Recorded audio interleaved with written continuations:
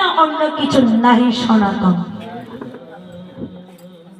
কি নামের মধ্যে রুচি থাকতে হবে, জীবের প্রতি দয়া থাকতে হবে, আর বৈষ্ণব দেখলে বৈষ্ণবের চরণ সেবা করতে হবে। ইহার থেকে আর কোন উত্তম ধর্ম বা কর্ম নেই।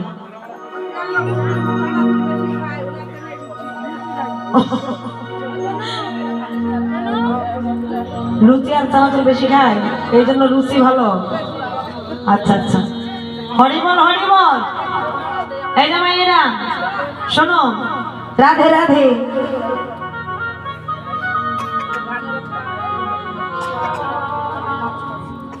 হরিবল হরিবল, জয় রাধে শ্যাম। তাহলে রুচি ভালো আছে তোমার? পিসি শাশুড়ি বলতেছে আমাদের এদিককার মানুষ লুচি চানাচুর বেশি খায়, এই জন্য বলে রুচি ভালো আছে। রুচিটা কার কেমন আছে সারা রাত থাকলে বোঝা যায়। কে মা, তাই না? হরে বলো, রুচি যদি আপনাদের ভালো থাকে আপনাদের ভালো। রুচি যদি ভালো থাকে তাহলে ইহার ফলটাও ভালো হবে। সেটা এখন বুঝতে পারবেন না, কখন না ভব নদীর ঘাটে যাব যখন, সে ঠিক তখন বোঝা যাবে রুচির ফলটা কেমন। কে মা, তাই না?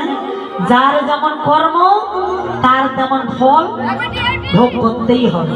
আজকে সাধু সঙ্গ করবেন, এই সঙ্গ আপনি শেষের দিনে পাবেন। সঙ্গকে ফাঁকি দিয়ে চলে যাবেন, শেষের দিন আপনাকেও ফাঁকি দেওয়া হবে। আস্তে ঘাটে বসে থাকতে হবে না। অমাসি কথাটা বলি, যার যেমন কর্ম তার তেমন ফল। এই যে আমরা একটা সচরাচর গুরুজনেরা বলে না যে যেমন কর্ম করবো তেমন ফল পাবো। কি বলে না, যে কর্মটা কেমন। আসতে কর্মটা কেমন মা? এক ছেলে অনেকদিন যাবৎ কাশিতে গেছে। কাশিতে অনেক বছর ধরে আছে। এখন অনেক বছর পর ওই ছেলেটি গ্রামে ফিরেছে। তো কাশি থেকে একটা কি করেছে, বিদ্যা অর্জন করেছে। বিদ্যা কি না, শাস্ত্রবিদ্যা।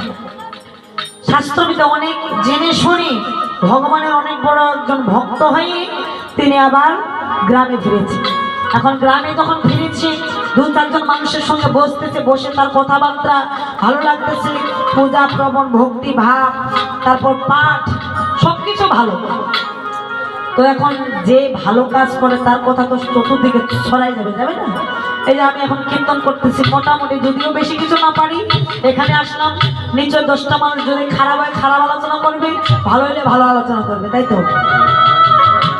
আসতে তো তখন কি করছে মা, ওই ছেলেটা মানে তিনি যে ভালো একজন পণ্ডিত, ভালো একজন জানতা, এটা কিন্তু প্রচার হয়ে গেল। তখন কি করে এইভাবে প্রচার হতে হতে ওই গ্রামের